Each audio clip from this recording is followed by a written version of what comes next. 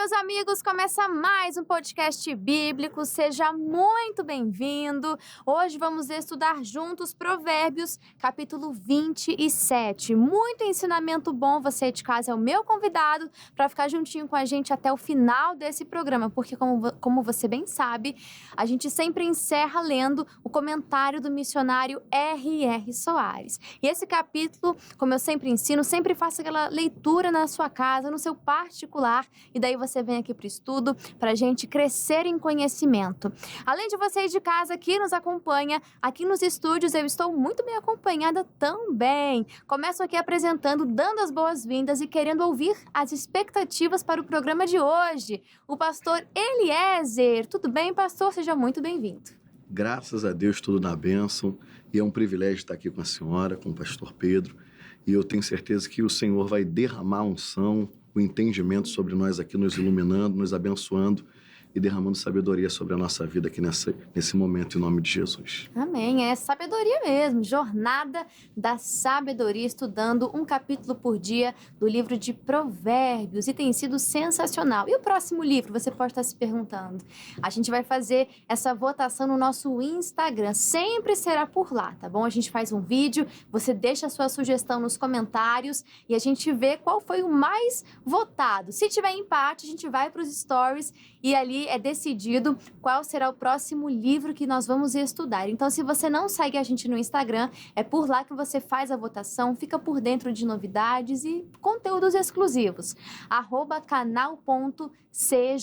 Você precisa seguir o nosso perfil lá também. Já aproveito até e faço o convite para você conhecer o canal do YouTube, canal CJC Oficial. Lá você pode conferir todos os programas na íntegra. Olha só que oportunidade! E além disso, o podcast bíblico tem uma playlist lá. Você pode acompanhar desde a visão teológica de Provérbios e cada capítulo. E assim, todos os livros que a gente for estudar daqui em diante. Tá bom? Então você siga ali, aliás, seja um inscrito do canal CJC Oficial.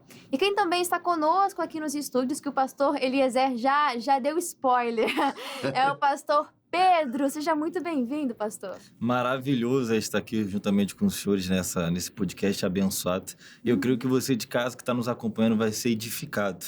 Não fique de fora, não perca a oportunidade de poder aprender um pouco mais da palavra de Deus, de poder aprender um pouco mais dessa sabedoria que o nosso Deus entregou ao rei Salomão e que ele inspirou, que ele escreveu, e hoje a gente tem essa sabedoria em nossas mãos. Então você jovem, você senhor, senhora, não deixe de acompanhar, não deixe de estar conosco aqui, em nome de Jesus.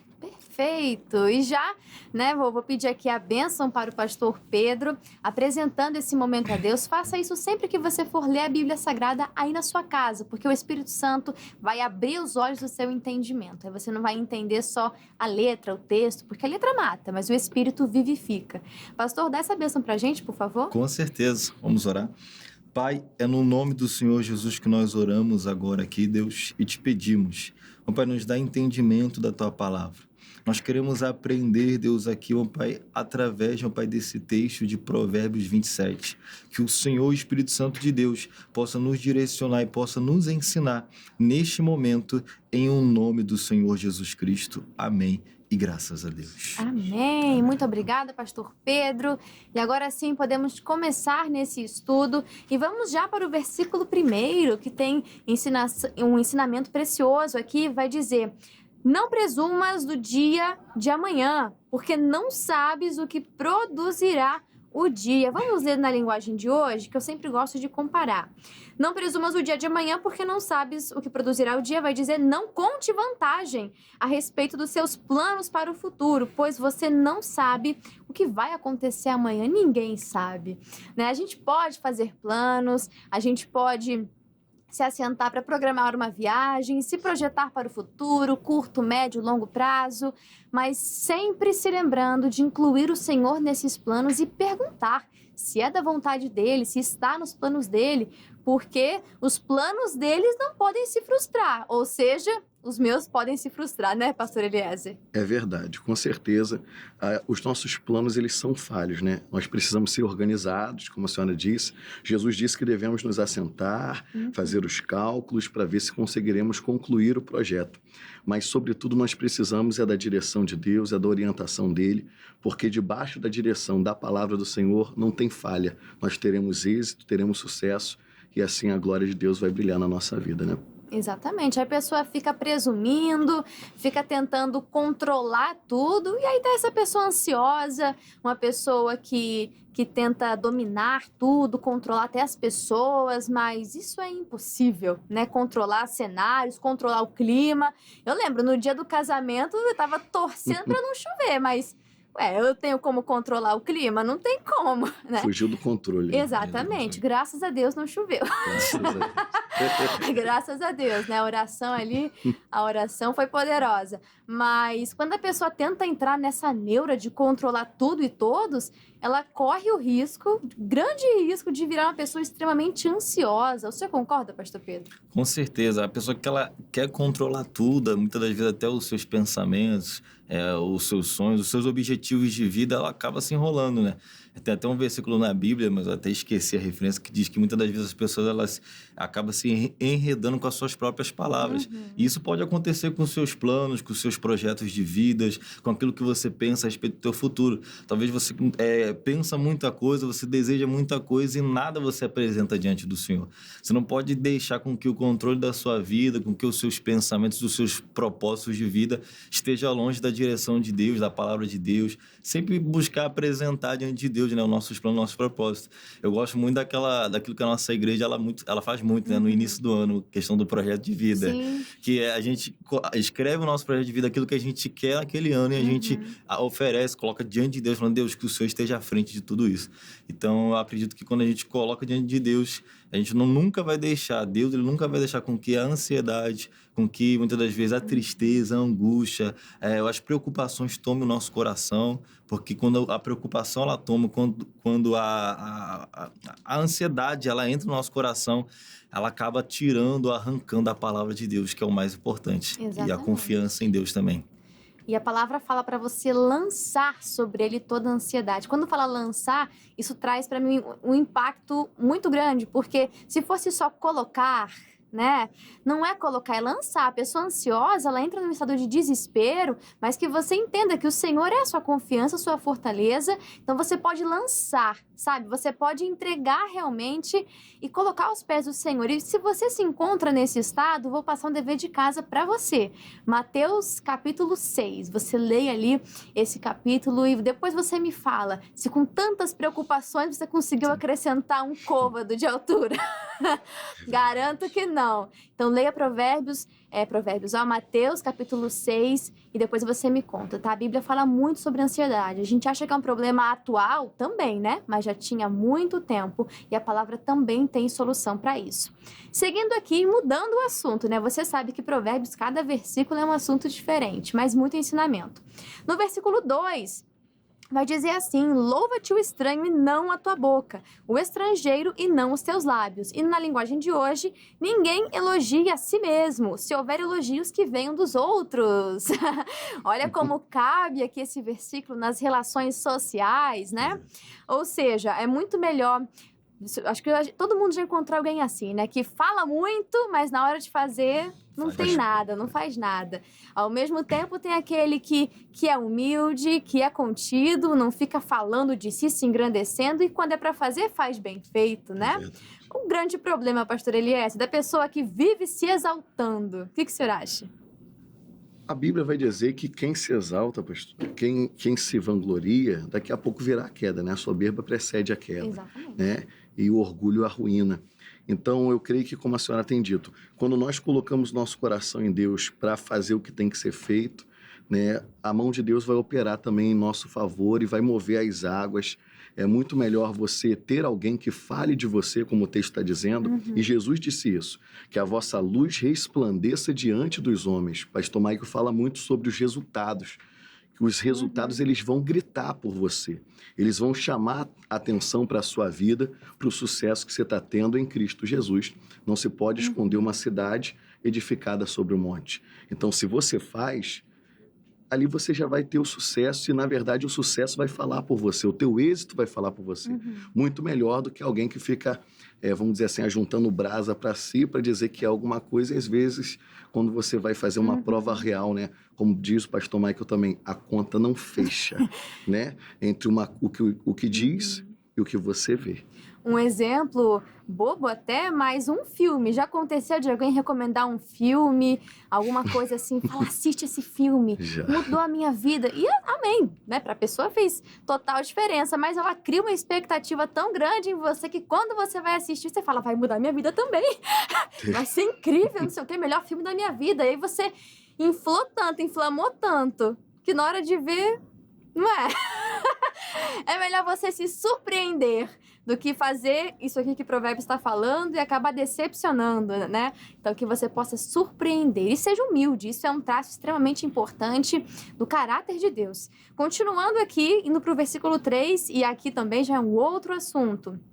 Na arca vai dizer, pesada é a pedra e a areia também, mas a ira do insensato é mais pesada do que elas ambas. Aí na linguagem de hoje, as pedras e a areia são pesadas, mas os problemas causados pelo mau gênio dos tolos pesam mais ainda. De novo, Provérbios falando sobre esse mau gênio, essa personalidade muito forte, muito aflorada, que acaba ofuscando ali o próprio Jesus, né? A personalidade, o caráter de Jesus, porque o mau gênio fala forte, né?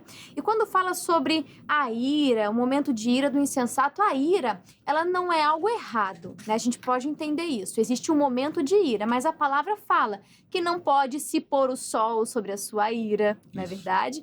Que se você tem um momento assim, que você não peque, né? E, novamente, vai procurar o perdão naquele mesmo dia, naquele mesmo momento.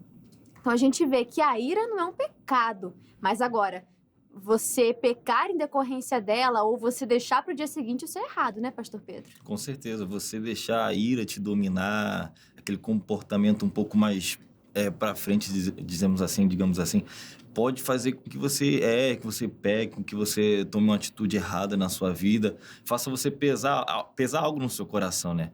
A gente vê que muitas pessoas, quando elas acabam tendo uma atitude um pouco além ou ultrapassam o limite por conta da sua ira, por conta da sua raiva, elas podem perder muitas coisas. Talvez muitos das pessoas que estão nos assistindo, até mesmo nós, conhecemos diversas pessoas que pode chegar pra gente e contar um testemunho falando assim, por conta da minha ira, do meu excesso, da minha raiva, eu perdi tal coisa.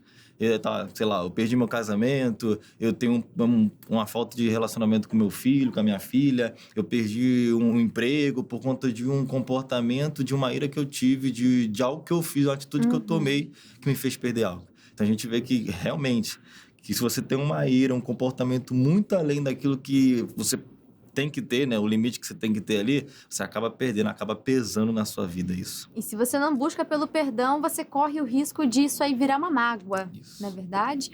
Isso aí destrói relacionamentos, casamentos.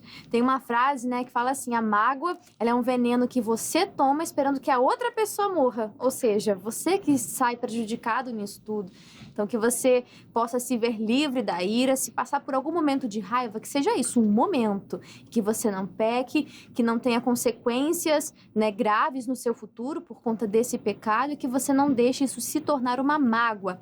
Mas tem uma coisa que é pior do que a ira, pior do que o ódio. Olha só, vou ler o versículo 4 na linguagem de hoje. O ódio é cruel e destruidor, o ódio.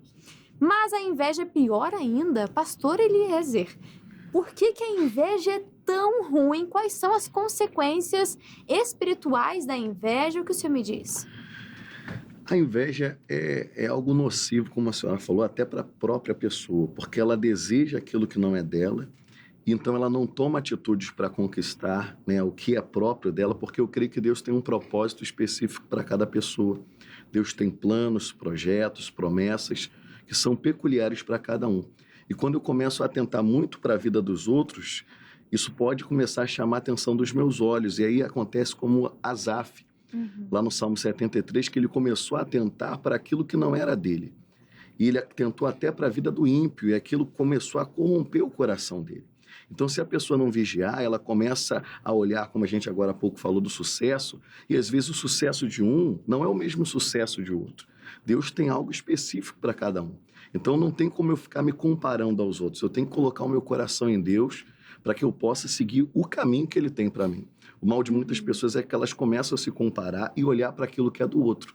E às vezes o que está do outro ali está reluzente, está muito brilhante, e a pessoa, às vezes, ela começa a querer até tomar a qualquer custo aquilo que é de outra pessoa. Porque uma coisa é a admiração, você olhar Sim. para outra pessoa e aí você até pedir ajuda, né? Poxa, me fala, me ajuda, com toda humildade, né? Com todo respeito. A inveja já é um caminho completamente oposto. Não é como se a pessoa quisesse estar ali junto com você. Ela quer o que você tem, não é verdade? Ela quer tomar o seu lugar. O seu lugar. Não é nem só ter aquilo que você tem, é aonde você está. Não é sobre a coisa em si, mas sobre você. E aí a gente fala muito de, pessoas estão tendo inveja, não sei o quê, mas tem que ter muita humildade, né, Pastor Pedro, para reconhecer os momentos onde essa pessoa sentiu inveja de outra. Não é verdade? Porque é fácil a gente olhar, estão me invejando. Mas e quando você sentiu inveja de alguém? Como que a gente pode, pela palavra, mudar esse coração? Com certeza é fazer aquilo que Jesus ele diz, né? Primeiro a gente tem que aprender mais da palavra, que Jesus ele falou, aprendei de mim que sou manso e humilde de coração. E o oposto da questão da inveja é a humildade. Você reconhecer que talvez aquela pessoa, ela tem um mérito dela estar ali, ela tem um mérito por ela ter conquistado aquilo.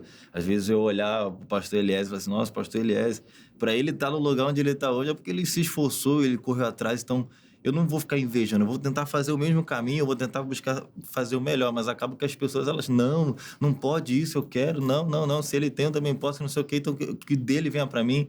Uma vez eu vi o próprio pastor Mike falando sobre a questão que quando a pessoa, ela tá abaixo de você, para você tá normal, não, tá tranquilo, tá tudo normal. Mas quando ela está no mesmo nível que você, para você tá tranquilo ainda, ela tá no mesmo nível que eu, que ela tem, eu tenho. Mas quando aquela pessoa, ela passa de você, ali você não pode, não quero.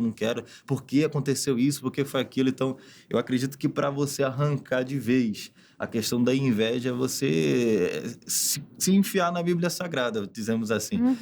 Se enfiar, aprender de Jesus, buscar Jesus. Jesus, eu quero ser humilde, eu quero aprender, porque a gente vê que por mais que Jesus, ele mesmo fala, né? O próprio Senhor Jesus, ele fala, eu sou igual a Deus, mas eu deixei tudo que eu tive, eu deixei ali a glória, eu renunciei tudo isso para me tornar o mais humilde. E quando ele veio à Terra para estar aqui, para poder ensinar, para poder fazer, para morrer na cruz por vocês. Então, se o próprio Senhor Jesus, ele renunciou muitas das vezes à glória que ele tinha, não que ele não é mais o que ele continua sendo, mas ele deixou de ser, se fez homem, se fez carne, para poder morrer por nós naquela cruz, se mostrou humilde por todos nós. A gente tem que seguir esse maior exemplo, que é o Senhor Jesus Cristo. Sim, e é muito fácil, né? A inveja faz isso, ela faz você olhar e comparar o palco da outra pessoa, o resultado da outra pessoa com os seus bastidores. Então, não se engane.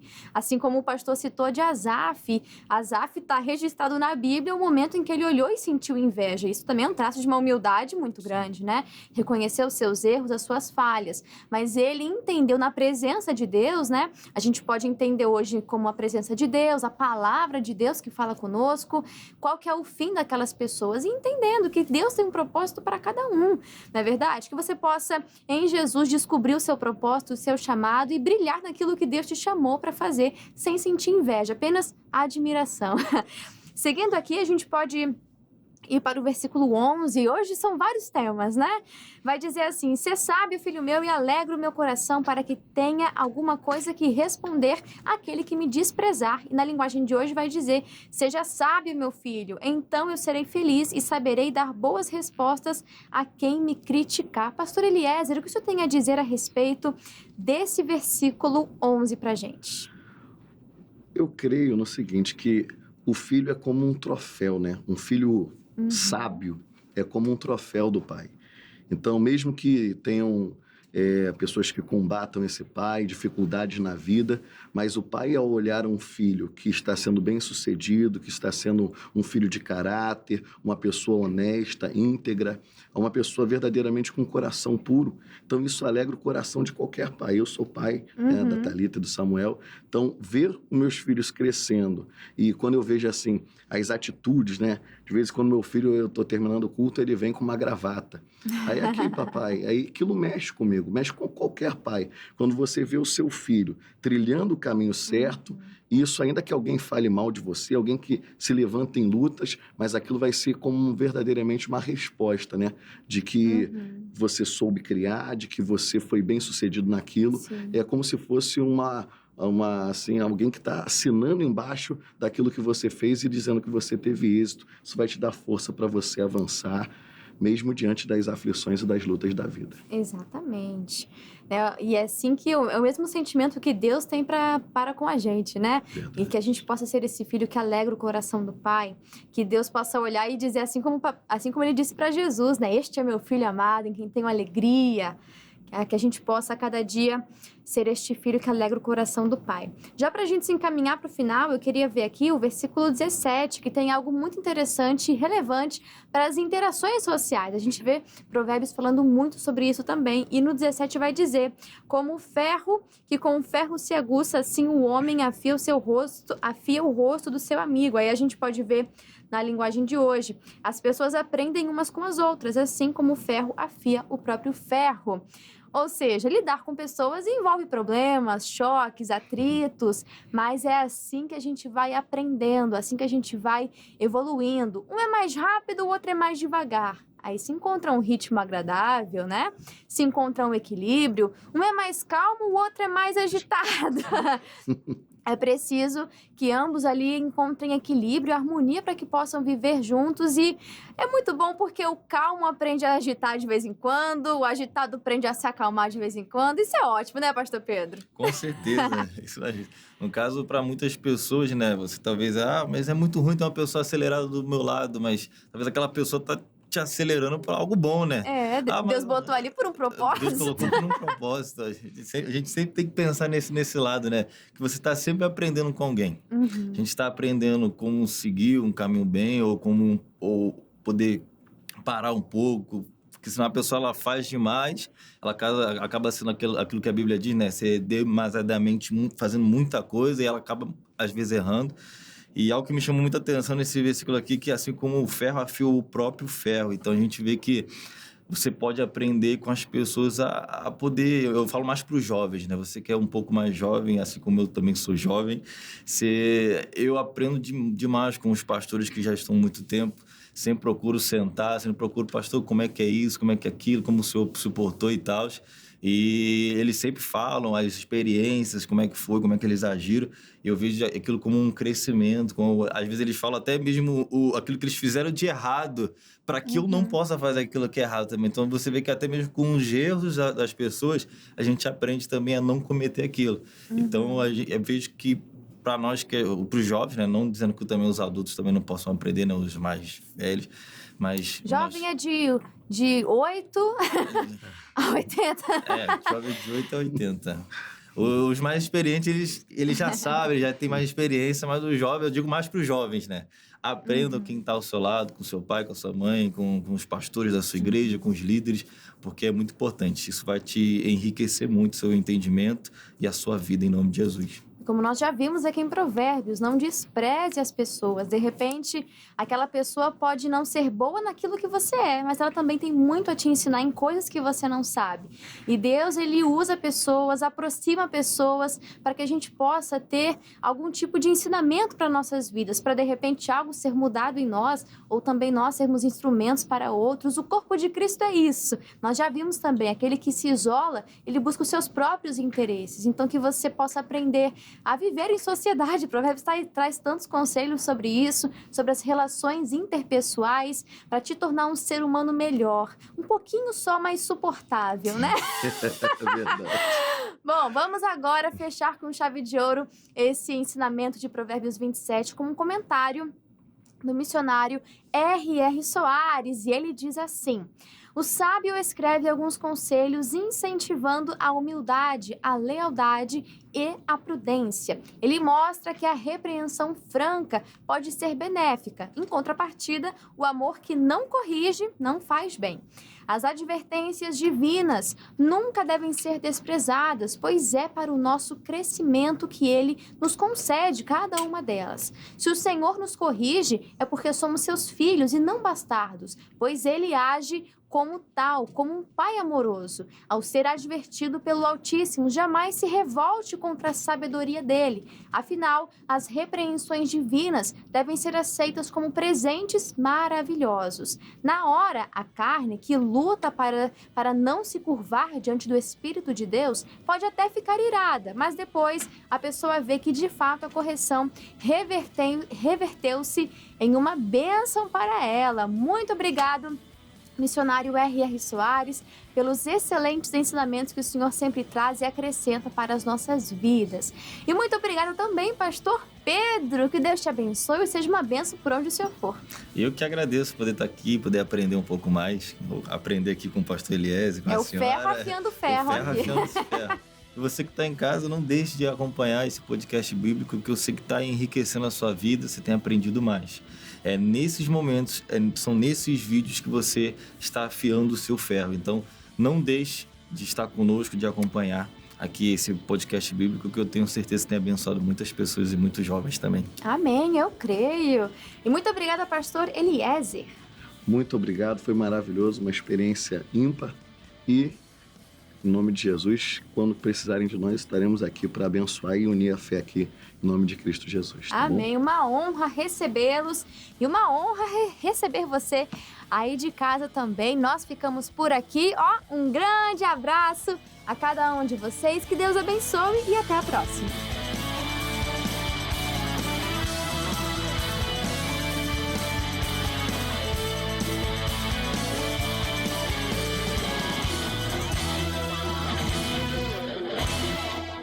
Curtiu o vídeo? Então deixa já o seu like, é um sinal que você gosta desse conteúdo. Interaja, participa com a gente aqui nos comentários. Inclusive, qual é o próximo livro que a gente vai estudar aqui no podcast? Já deixa aqui nos comentários, tá bom? E compartilhe, foi bênção para você, também vai ser bênção para outras pessoas. Então nos ajude a espalhar esse conteúdo, esse estudo tão maravilhoso. Conheça também a playlist do podcast bíblico aqui no YouTube, tem muita coisa boa lá. E também o nosso perfil no Instagram, @canal.cjc. Conteúdos exclusivos, novidades, muita coisa boa, você não pode ficar de fora, tá bom? Fica aqui o meu abraço e que Deus te abençoe.